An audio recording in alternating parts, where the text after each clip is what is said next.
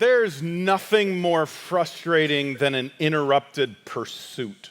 You know, when you're trying to get somewhere or meet someone or get something accomplished and something gets in your way, it's this moment where deep down in your soul you go, grrr. You know what I'm talking about. You probably experienced it driving this week. You were trying to get to work on time. You were trying to get to the movie on time. You didn't want to miss the previews, and somebody got in your way. Why is it? Why is it when we're in a hurry we catch every red light?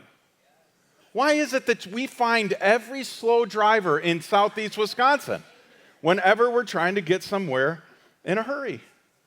Why is it when we're cleaning our home, that's the moment the dog decides to bring in all the mud? Why is it that moment that the kids decide to eat chips and get the crumbs everywhere? Something always gets in the way, right? It's like when you're sitting down to watch the game and it's down to the 2 minutes where it actually matters, and that's when the phone rings. Because it just goes that way, right? But it's this moment where inside of us we growl a little bit because it's frustrating when we're trying to get somewhere, accomplish something, meet someone, and something gets in the way. And usually, it's people. People always get in the way, right? I mean, it's fine. We're a safe place. We can be honest with each other. It's normally people that make us most angry. It's our kids, it's our neighbors, it's our coworkers that they happen to come bebopping by when we're trying to get something important done. It happens all the time. It even happens in our pursuit of Jesus when we're trying to grow in our faith, when we're trying to be more like him, when we're trying to get a little more regular with going to church and doing all the things, something will inevitably come up. For me, it happened in the church. The church got in the way of me growing to be like Jesus. When I was 19 years old, the church I'd gone to for my most formative years, middle school and high school, went through an ugly split. And I remember thinking, how can this be? Shouldn't we all get along in church? By the way, at 43 years old, I still believe that's true. We should all get along in church. But I remember seeing people that I looked up to yelling at each other. And I remember when my parents said that they were going to be leaving to go be a part of a church plant, and I was a volunteer with the students, and I didn't feel right about leaving the students in the middle of all that chaos, and so I stayed. To this day, I'm not sure how my parents felt about that. That was a very weird, difficult situation, and in the midst of it, I was like, this can't be. It was an interruption in this pursuit of what I believed was just going to be sunshine and rainbows all the time, Christianity. Nobody understands this more than Christ. I mean, Jesus got interrupted all the time. Whether he was trying to take a nap, give a teaching, do a miracle, there was always somebody showing up at the most inconvenient time. And the thing he was trying to do, the person he was trying to meet, the project he was trying to accomplish had a hurdle. And the hurdle usually had a name. You see it over and over again. And one of the places is this moment where Jesus is going to do a miracle that will literally impact the region because of who the miracle would be performed for. And on his way, an individual stops the whole thing. And what I hope we find is that maybe that was a good thing. This is what we read in Mark. And by the way, fun fact, in case Carson comes out to do more trivia, Mark, although we call it Mark and it was written by a guy named John Mark, most scholars believe that Mark's account is actually Peter's. That Peter maybe didn't know how to write, and so he sat down with Mark and said, I'm going to tell you the whole story of Jesus, and I want you to write it down. And that's what we read. And I always love thinking about that because Peter's my guy. I just feel like I'm him. I would have messed up like him, said crazy things like him. And so for me to hear his account of this moment is really, really helpful. This is what we read. Jesus got into the boat again and went back to the other side of the lake. What side of the lake was he on? He was on the furthest one from Israel. He was actually on the other side of the Sea of Galilee, where he had encountered a demon-possessed individual. Now, if you've ever thought the Bible is boring, go read the chapter right before where we're reading today.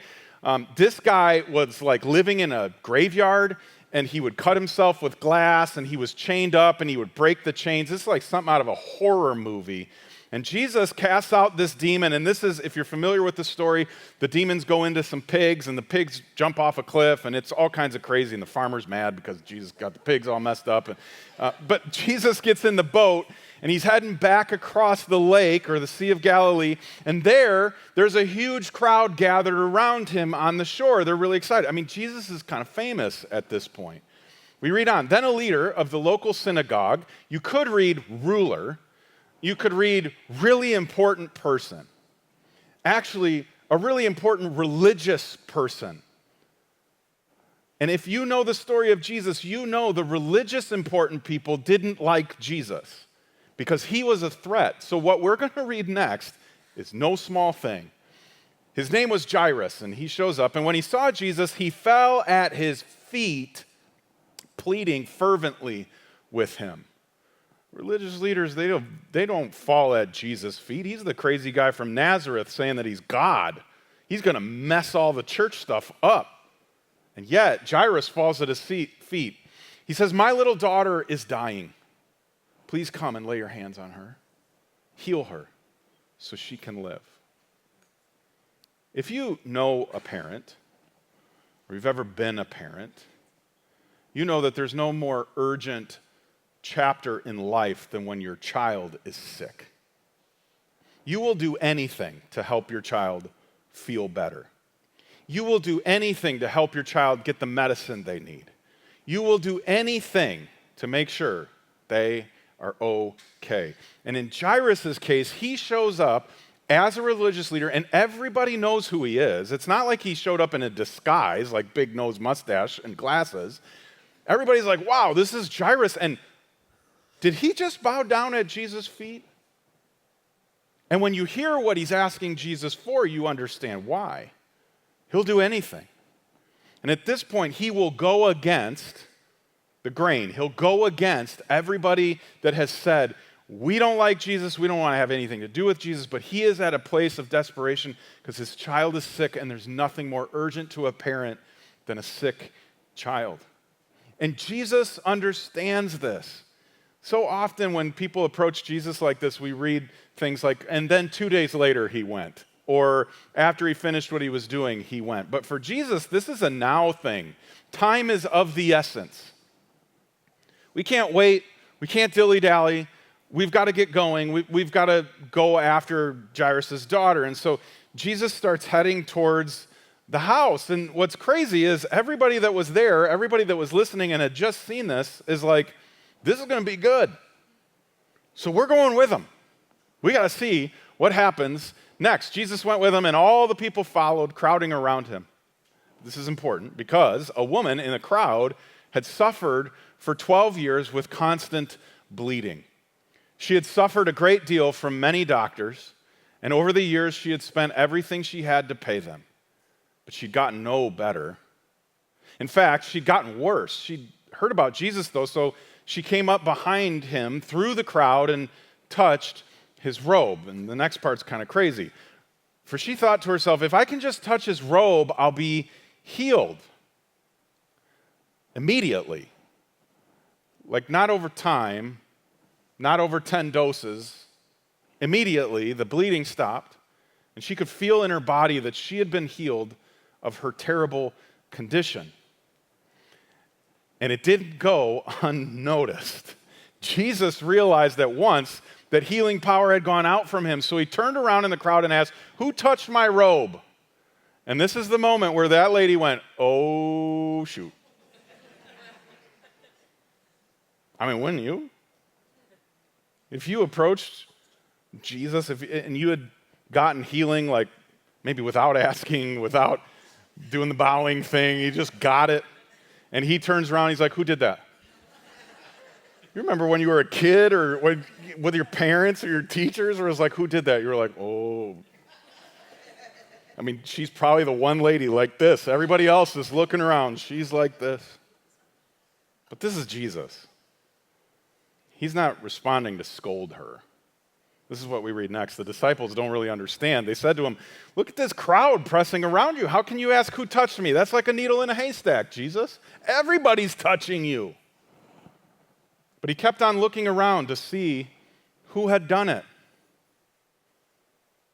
Because there's something about this lady. And right here, though, I go, but there's a little girl, Jesus. There's a little girl dying. And you're going to take a minute to find an individual in a huge crowd who touched you, maybe by accident. And notice Jesus didn't announce like, "Hey, everybody, I'm like down 5% in healing power. I need to know who took that from me." He's just looking for a person. That's all he said out loud. So understandably, his disciples are like, "What? Everybody is touching you. This is going to take a minute." Meanwhile, Jairus' daughter is still dying. Now, here's what's interesting about this woman I want you to think about for a minute, because it's easy to read this and go, come on, lady, you couldn't have gotten in line or whatever, but we are talking about suffering for 12 years, which in our timeline was 2012. Do you remember what you were doing in 2012? That was a long time ago. That was a couple presidents ago. My youngest son wasn't even born at this point in 2012. I was significantly younger and thinner. Google today. Go home and Google, or when we're done in here, don't do it now. I got stuff I got to share with you, but Google significant moments of 2012. You'll be like, how has it been 12 years? Now imagine if you were suffering for that amount of time. Suffering in all kinds of ways. There's the physical one. That's kind of the more obvious. But it's also mentioned the financial suffering. All the money she's invested in seeing doctors, none of them helped her. But there's also the social suffering. Understand that in this day and age, according to Jewish custom, a bleeding woman was considered ritually unclean, which meant no one wanted to be near her. Certainly no one would touch her. She was experiencing COVID on steroids. Most of us couldn't make it through 2 years of social distancing. And I know the introverts are like, those were the best 2 years of my life. I love those years. But a lot of us realize we really need people. We need people in our lives. We need to see them, be around them in the day. More than a decade. This lady's not been able to be with people. 12 years. And I think that 12 years matters on a couple fronts. One, Jesus is Jesus. I think he understands that.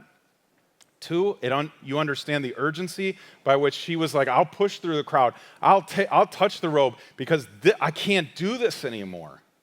And what we're starting to realize is there is a difference for Jesus between urgency and hurry. Hurry is usually about a place, a project, a thing that we got to get done, or a place that we got to get to, right? And we got to get there in short order. And urgency is something a little bit different. Urgency speaks to importance. It speaks to value. It speaks to priority, right? And all of those things are true of not just this woman right now, but also of the little girl. More than one thing can be urgent. You can really only hurry to one thing at a time, though. And oftentimes when we're hurrying, we run right over people. I do it the most with my kids. They are suddenly in my way all the time when I'm in a hurry. That sweet little dog you saw a little bit ago, he gets in my way when I am in a hurry. Urgency is something a little bit different. Again, if I were standing there with Jesus, I would have been like, but what about the little girl? Is she no longer urgent? I mean, she was a right now kind of thing. And I just got to believe Jesus would look at me with a little smile on his face and go, she is. Just wait. But so is she. And people always take priority over appointments. People always take priority over projects. And so Jesus stops what he's doing for an individual who is, by societal standards, insignificant. And he gives her his full and undivided attention, even though he has the daughter of a very significant person waiting just down the road. And what you see is this moment with this lady factors into the moment in a few with that girl, which is why I've tried to start living by this principle. Our best nows make better laters. When I show up fully in this moment with the person that God's brought on my path, and I give 100% to that moment, and I know I've got some days, and I know I've got some goals, and I know I've got some deadlines and all those kinds of things, but this person is important and urgent, and I'm going to give them my best because I believe that somehow, some way, their later and my later might be better. But in this story with Jesus, it actually gets worse first. This is what we read. Frightened woman, trembling at the realization of what had happened to her, came and fell to her knees in front of him and told him what she had done. And he said to her, "Daughter, your faith has made you well. Go in peace. Your suffering is over." And here's what I imagine happening in this moment is Peter and James and John and the disciples, they're like, Jesus, come on. We gotta go. Dying girl. You can't stop and have this conversation with her. Okay, it's fine. She's healed. Let's go, right? Like this is kind of how we operate, right? When you've been at Target and somebody crosses your path that wants to chat a little bit, you're like, yeah, that's great. I'll see you later. I got to go check out. I got 5,000 other things to do, right? And the disciples are probably like, okay, we get it. She's important, more important down the road. This happened to me just yesterday. It's true. Every once in a while, I go to the gym. And I try and look like I go regularly. And every time I go, somebody wants to start talking. And I'm the kind of guy, like, I'm not having fun there. That's not my happy place. I want to get in, get out, and be done. Plus, I'm sweaty and, I'm making faces and all the things. I just don't, this is not my people time. But I always bump into people. And yesterday was no different. And this dude gets up off his machine, comes over to my machine, and starts talking. To the point where I got to stop doing what I'm doing. And I'm not going to lie, on the inside, I'm going a little like, come on, man, I got stuff. He says to me, hey, Josh, because what I didn't mention to you was I hadn't seen him in about 7 or 8 years. Right about now, you're going, you're kind of a jerk.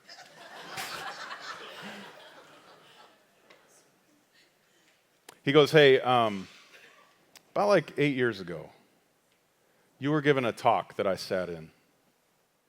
And you talked about how we should give our worries to God.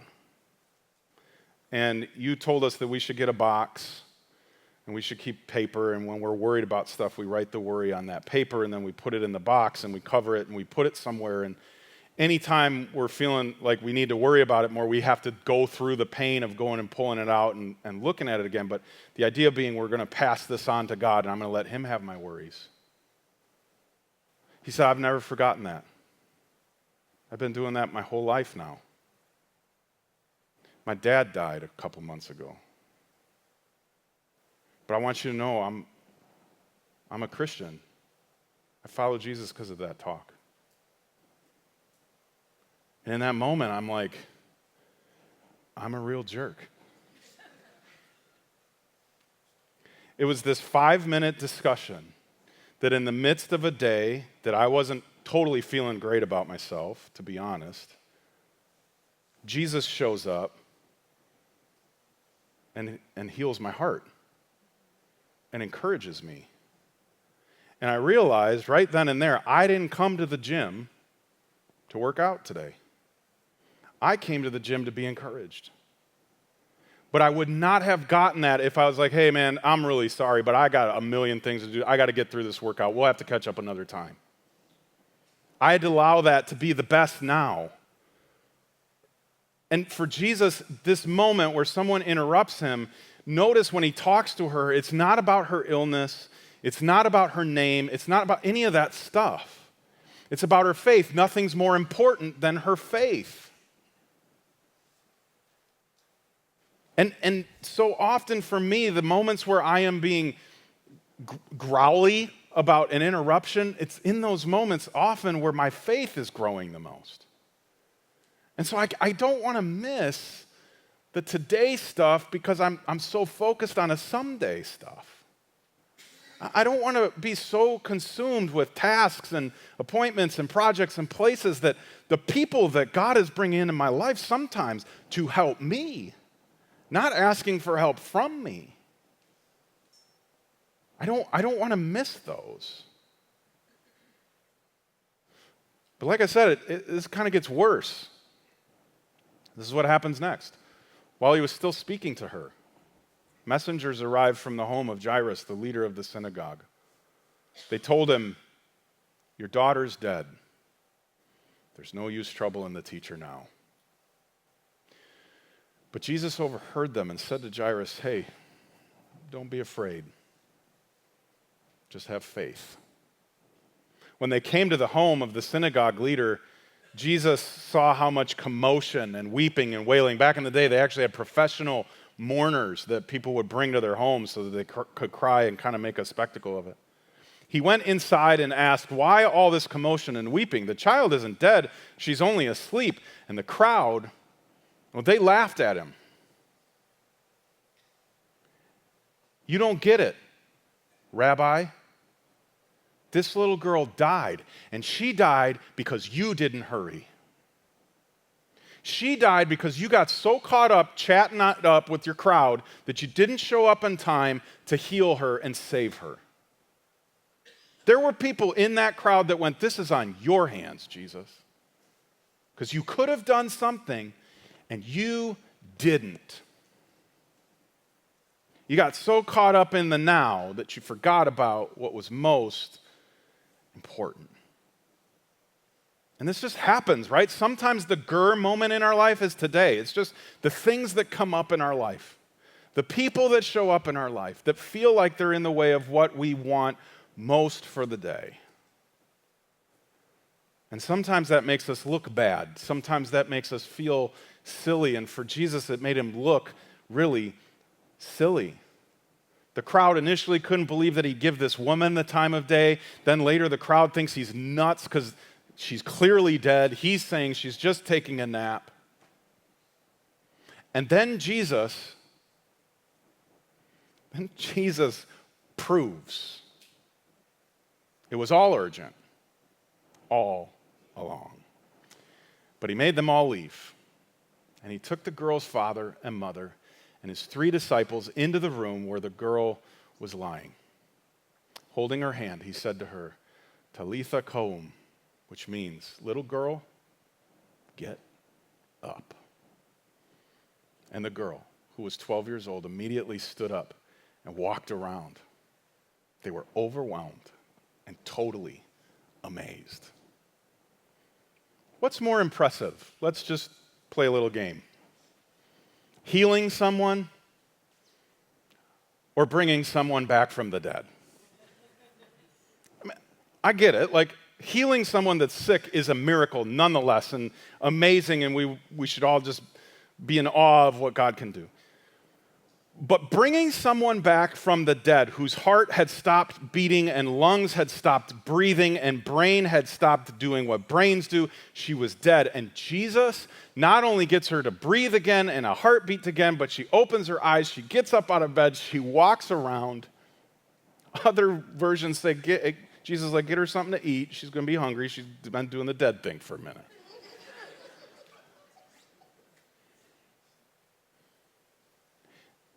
None of that would have happened if Jesus hadn't been fully present in the moment with the woman.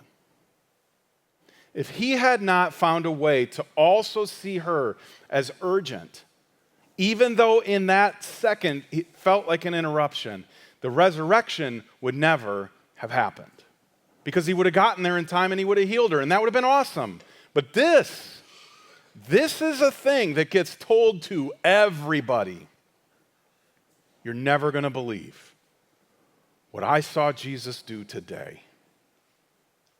And all of a sudden, the people that are like, this is on your hands, are having to go, this is on your hands. And they're overwhelmed and amazed. And I believe that Jesus knew this was going to be the story the whole way through.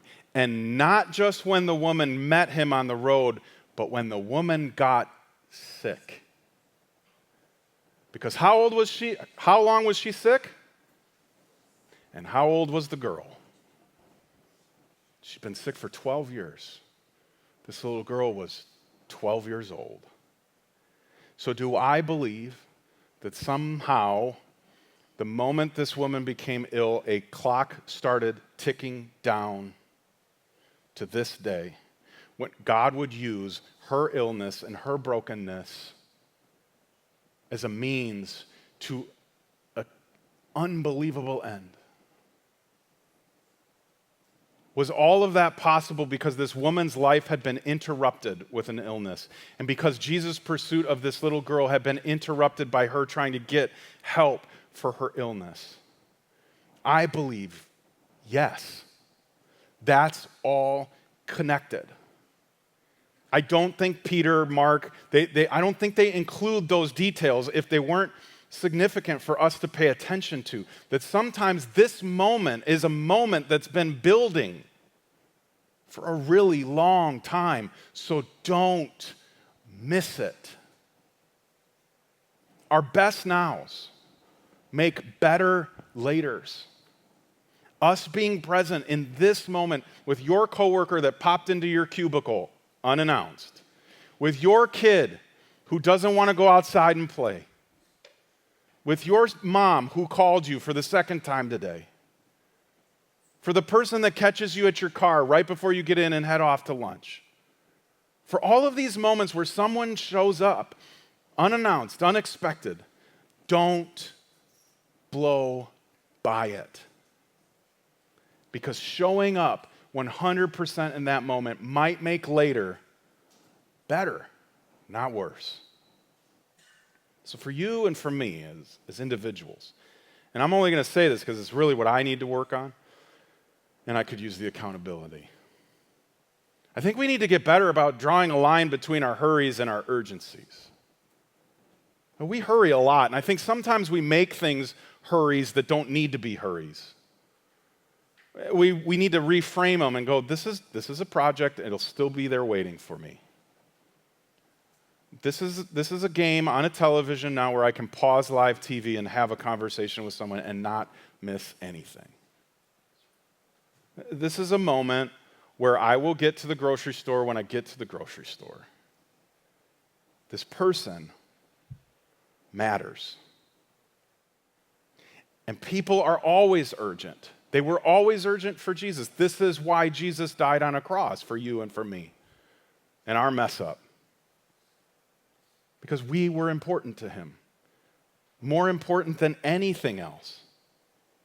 And so if we're going to follow in his footsteps, we have to make sure that people never are somedays for us. People can never be somedays. We can never say relationships and welcoming into community and getting people connected and all of those kinds of things, it can't be a someday thing. For us as a church, if we're going to be a church, people always have to be the priority. They can never be one day we'll be able to minister to those people, one day we'll be able to connect with those people. No, it's got to be today. It's got to be now, because that now, these people now, are somehow, some way connected to later. And we want later to be better. So last week, from a community standpoint, this is the individual idea, but the community idea is we believe that we have an amazing opportunity right now to build a new auditorium just across a few parking spaces out there. And for some of us that have been around Great Lakes a long time, that feels like an interruption of a grander pursuit on property just behind Menards. And what I'm hoping to do is help us understand those are projects, these are people, and these people are the most urgent thing in our life. And these people are your neighbors, your coworkers, your mom, your dad, your kids, grandkids, nieces, nephews, your best friends that need to know there is a God who loves them and likes them so much that he will stop what he's doing to connect with you.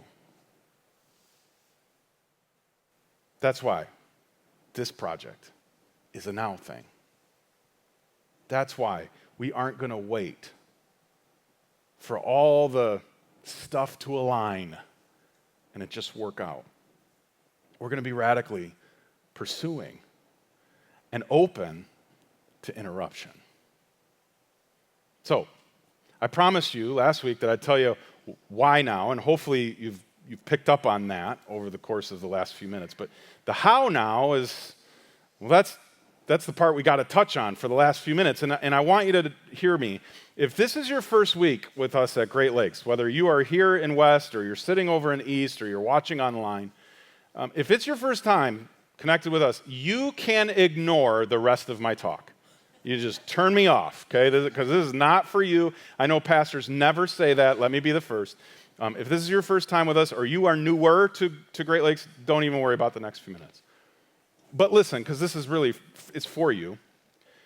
The now part, we mean it when we say now. A lot of people have asked, well, what's the timeline? What are we going to do? Here's what we're planning. We want to start in August. We want to be in the building for our Easter services.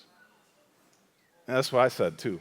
But here's the good news. With the way we're doing it, this building can go up pretty fast. I guess this is going to be this structure over again. And we want to get ground broke in August. And we're going to work really hard. Well, I say we like I'm going to be out there. I'm not. But people are going to work really hard. And our hope is that the structure's up by the time winter comes. I don't even like saying it out loud, but that way we can just do the build out inside and have all we need.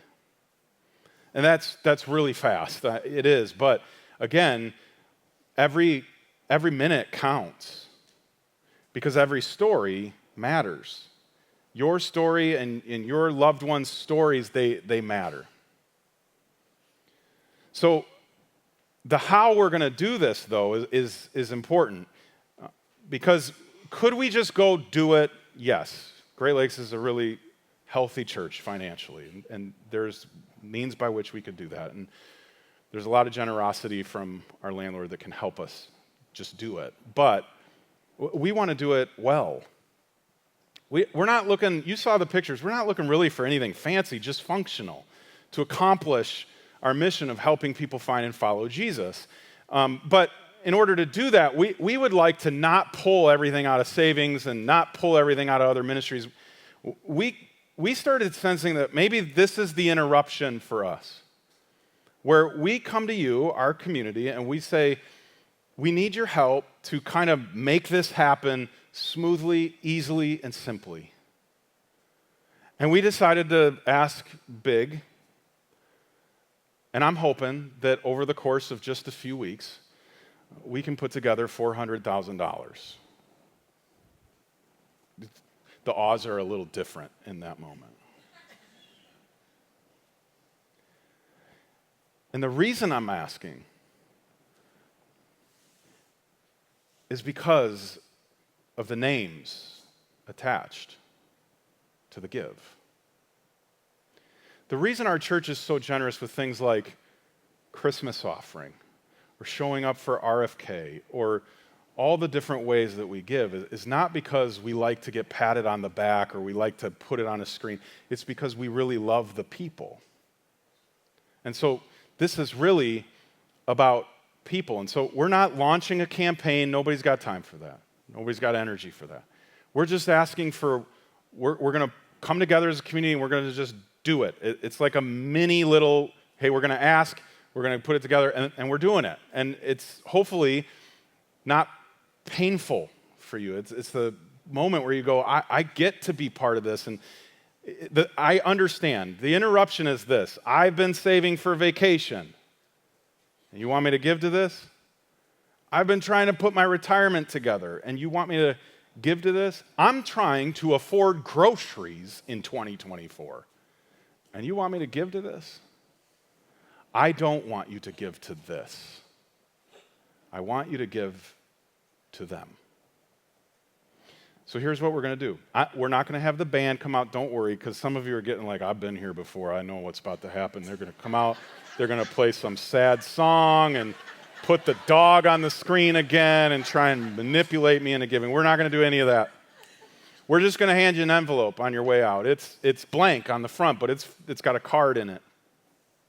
And inside is a place where you can commit to giving to this project. And you could do it in a number of ways. You could give one time, say this is what I'm able to sacrifice right now. Or this is what I'm able to sacrifice over a period of time. I'm going to give it over the next few months. For some of you, it might be as simple as, I'm just going to start regularly giving. It's not even about being to the project. I'm just going to start showing up with whatever I got extra, whatever I can afford. I'm going to come up with a plan to give and to partner with Great Lakes in everything that they're doing, not just this project. And here's what I want you to do. You're going to take the envelope home. We're not doing anything here with it. And I just want you to pray on it and think about it and be open to whatever interruption God might be bringing you. And then bring it back next week, and you're just going to put a name on the front, and it's not yours. It's the who you would do this for. That person who's not yet connected to a community like ours, who's not yet connected to a God like ours. And then when you come next week, we're not collecting an offering. There's not going to be anybody at the door being like, you got your for now thing? Come on. You can just put it in a giving station. They're in here, they're out in the lobby, they're all over the building. You can just drop it in there, and our team knows to separate those out from the other regular envelopes. We are hoping that you could give above and beyond what you're normally giving if you already partner with us financially. But here's what we're going to do. Because you're putting a name on that envelope, we are not going to throw the envelope away. We're going to keep it. And as we get that building completed, we're going to find a way to incorporate those envelopes into that building. And they'll live there forever, to remind us of not just what we are building, but who we are building it for. And that each of the seats that will go into that auditorium and each of the booths that will get put out in that lobby, they have somebody's name on them. And you've just said out front, God, I want to do this for them because they are urgent.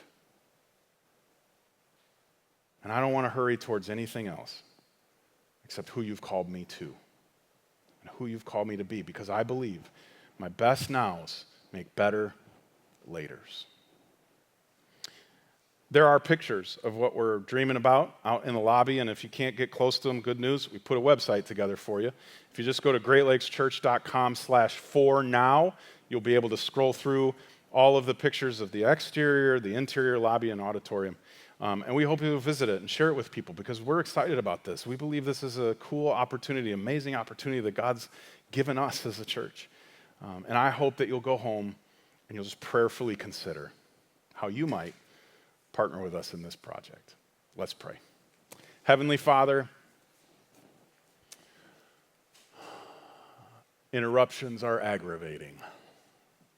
And for a lot of us, we've got enough of those. This might be even more frustrating because it's just piled on top of all those. So, as we think about this and we pray about this is going to sound weird, God, but I'm going to ask you to haunt us with a name. Haunt us with a person, whether that is our brother, our sister, our mom, our dad, our sons, our daughters, nieces, nephews, grandchildren, neighbors, co-workers. Instill them on our heart because they are urgent to you so they are urgent to us. We love you. Amen. Thank you so much for being here with us today. We love you. Make sure you come back for part 3 of For Now next week. We'll see you Sunday.